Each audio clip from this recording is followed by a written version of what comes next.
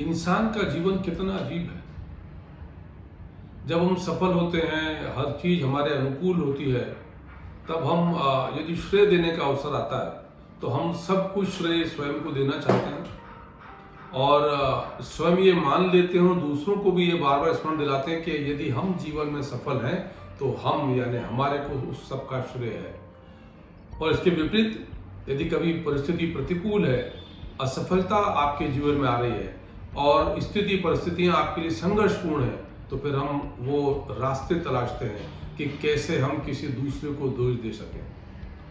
किसी दूसरे को दोष देना बहुत आसान प्रक्रिया है और जब भी जीवन में हमारे खुद के विकास के सफलता के रास्ते अवरुद्ध होते हैं, बाहर हमको जब कोई रास्ता नहीं नजर आता, तो हमारे पास एक ही विकल्प शेष बचता है कि कैसे किसी को दोष दिया जाए और अपने आप को निर्दोष साबित किया जाए और स्थापित किया जाए कि मैं श्रेष्ठ और सर्वश्रेष्ठ हूं, पर अमुक परिस्थिति के कारण, सरकार के कारण, समाज के कारण, इस कारण उस कारण मेरी प्रगति बाधित है। जब भी आपके जीवन में आपको बाहर कोई रास्ता ना दिखे, तो फिर अवसर है, उपयुक्त अवसर है भीतर झांकने का, अंदर झांक कर देखने का। क्योंकि जब भी बाहर कोई रास्ता ना सूझे तो अपने अंदर झांक कर देखिए। आपके अंदर यदि आप झांकेंगे तो आपको समझ में आएगा कि यदि दोष किसी का है तो सिर्फ दोष आपका है। सफलता के लिए भी आप जिम्मेदार हैं और असफलता के लिए भी आप जिम्मेदार हैं। आज आपका जीवन जिस भी किसी स्थिति परिस्थिति में हो, आपके पुराने कृत्य, अब तक के आपके जीवन में आपने जो भी कुछ किया, वही उसके लिए उत्तरदायित्व है। और आज से आने वाले 10, 15, 20, 25 साल बाद आपका जो भी शेष जीवन काल शेष है, उसमें आपके जीवन की स्थितियां परिस्थितियां जैसी भी होंगी, वो सिर्फ और सिर्फ आपके कारण होंगी। आज आप जो निर्णय करते हैं, जिस प्रकार का आचरण, आचार, विचार, व्यवहार आपका है, उसके अनुरूप आने वाला भविष्य आपका तय होगा।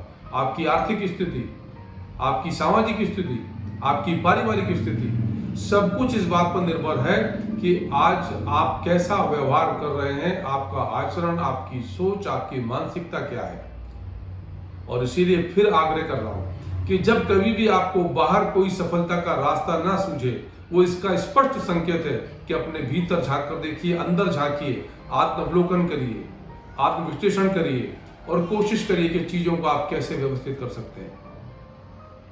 और इसीलिए जीवन में जितना महत्व स्टार्ट करने का है, उतना ही इंपॉर्टेंस रीस्टार्ट करने का है। Every time whenever you find something difficult, whenever you are able to find a way, whenever you are regularly facing the failures, that is the right time to introspection.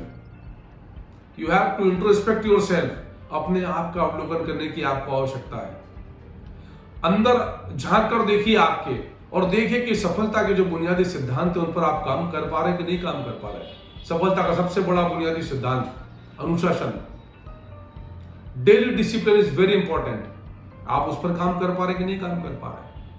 आपने कोई गोल या target set किया है कि नहीं set किया है। आपका उस गोल, उस टारगेट के अनुरूप कोई एक्शन प्लान, कार्य योजना आपके पास है या नहीं है।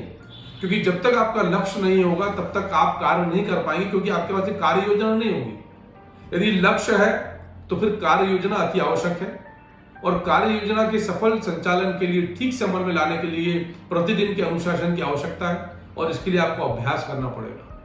लॉ ऑफ अट्रैक्शन, प्राकृतिक आकर्षण का सिद्धांत, आप उस पर कितना काम कर रहे हैं। आपका आत्मसंवाद कितना है, उस पर आप क्या बातचीत कर रहे हैं।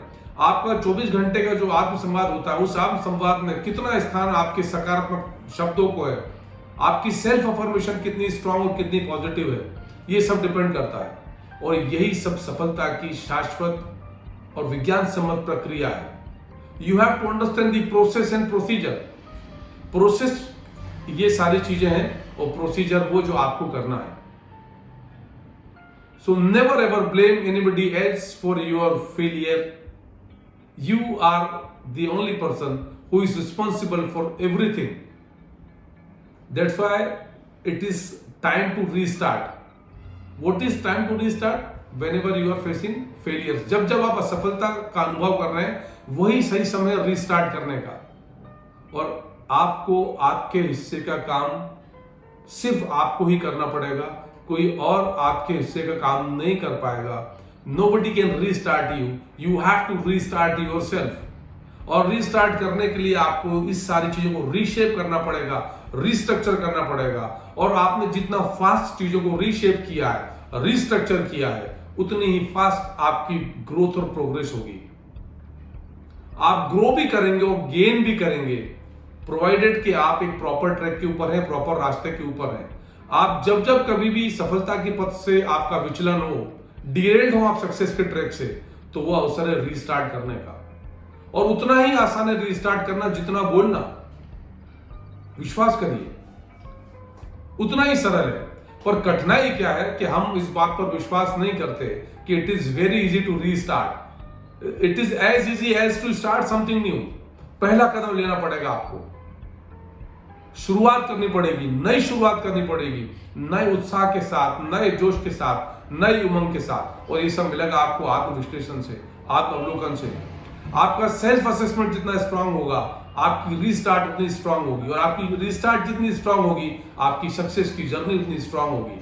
अब आपको डिसाइड करना है कि आपके पास यदि बाहर कोई रास्ता नहीं सूझ रहा है, चुनौतियों का ढेर आपके पास लगा हुआ है, लगातार लगातार लगातार सफलता आपसे दूर है, तो इसका कारण बहुत स्पष्ट है कि इस समय रीस्टार्ट करने का है, रीशेप करने का है, रीस्ट्रक्चर करने का है। Restructure your self. प्लान करिए अपने आप को।